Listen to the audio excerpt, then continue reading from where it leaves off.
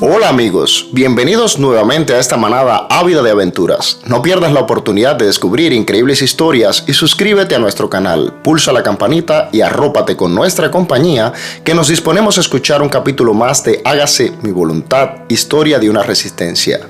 Si es tu deseo adquirir un ejemplar de este libro, puedes hacerlo a través del enlace que dejo en la descripción de este video. Ahora sí, comencemos. El saloncito de curas. Empezar a trabajar con un equipo de cirujanos fue una experiencia que me ayudó a madurar a marchas forzadas. Entre el segundo y el tercer año tuve dos superiores, Ramón Romero y Julio Blanco, ambos excelentes profesionales. Junto al resto del equipo, fueron enseñándome todo lo que ibas necesitando saber. Fui aprendiendo síntomas, modos de palpar, cómo desinfectarme bien las manos antes de entrar al quirófano, cómo organizar las pinzas para una operación y cómo darlas. Me gustaba lo que hacía y lo disfrutaba a tope, lo cual no evitó algunas meteduras de pata aquí y allá, por fortuna sin consecuencias graves y tratadas ciertamente con indulgencia.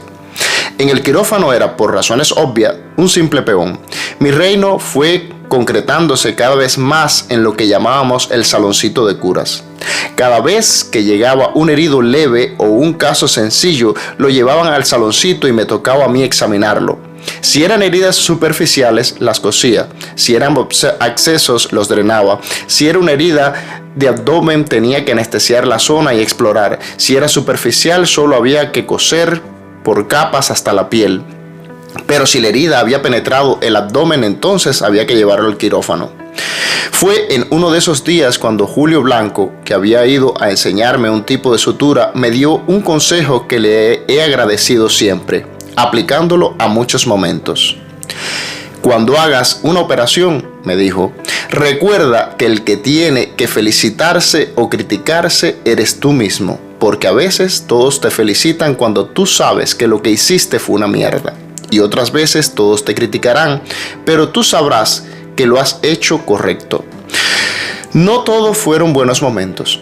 No es fácil vivir entre cirujanos y yo en aquel momento era todavía demasiado ingenuo, demasiado buen chico para un ambiente como aquel. Pero sobreviví y me conforta que haya prevalecido los buenos recuerdos.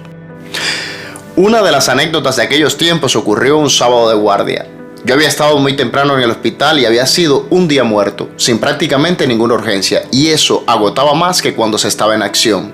Cerca de las 11 de la noche llegó un hombre con un dolor de abdomen y se le diagnosticó una apendicitis. Calculamos que entre la preparación que requería y la operación en sí, a más tardar a la 1 de la mañana nos podríamos ir a dormir, si no llegaba nadie más.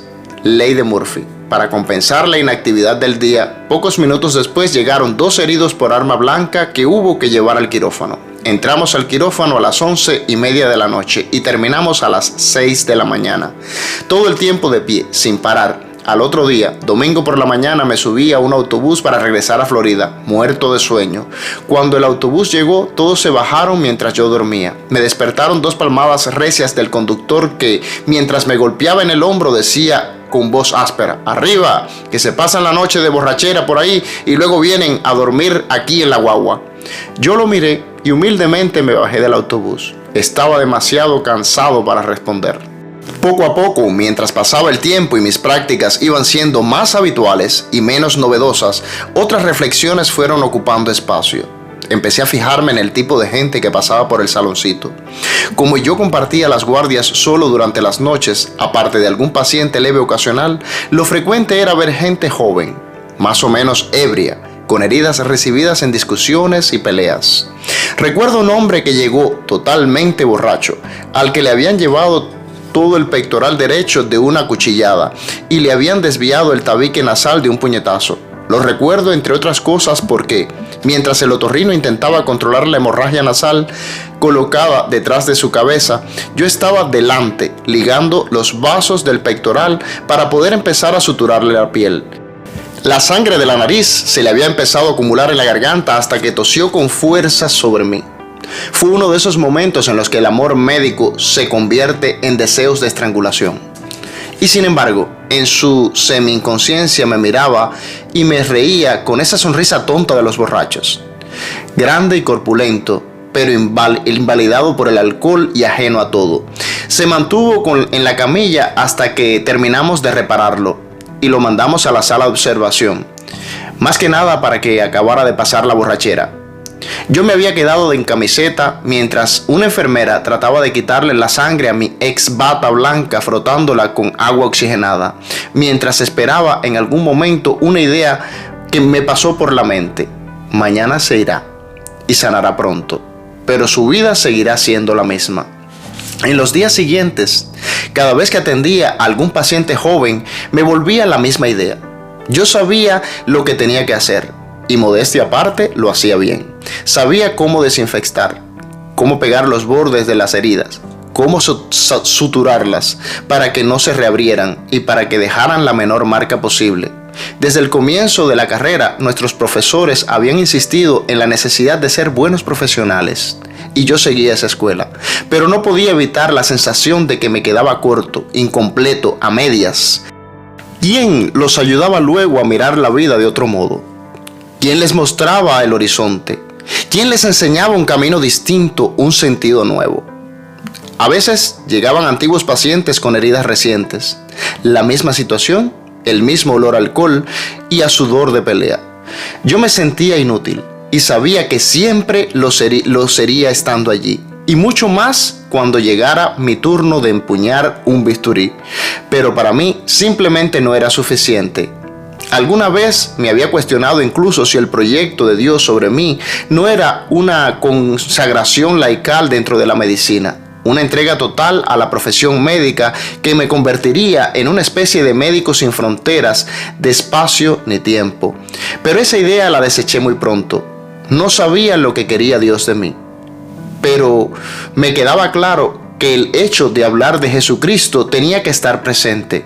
Si de algún modo no mostraba a Cristo, siempre me sentiría a medias. Además, si bien la vida celibataria era parte de mi horizonte, siempre fue una idea vinculada al sacerdocio. Optar por el celibato como condición de una vocación sacerdotal lo entendía y lo consideraba asumible, pero fuera de eso no me lo planteaba, aunque reconozco que para muchas personas puede ser una opción válida. Cristo era importante para mí. Mientras más maduraba y me metía en el mundo, más me reafirmaba que su evangelio era el mejor modo de vivir que había conocido. Pero me daba cuenta de que el cristianismo no era el único modo de vivir. Hay mucha gente buena, y ¿por qué no?, santa. Aunque vive valores evangélicos, no se plantea un seguimiento explícito de Jesucristo, y menos aún la pertenencia a una iglesia.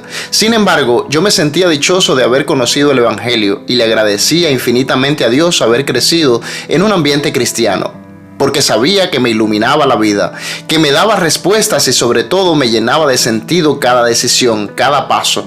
Muchas veces me había preguntado, y lo seguiría haciendo otras muchas más, ¿qué hubiese sido de mí si no hubiese conocido a Jesucristo? ¿Dónde estaría? ¿Cómo sería?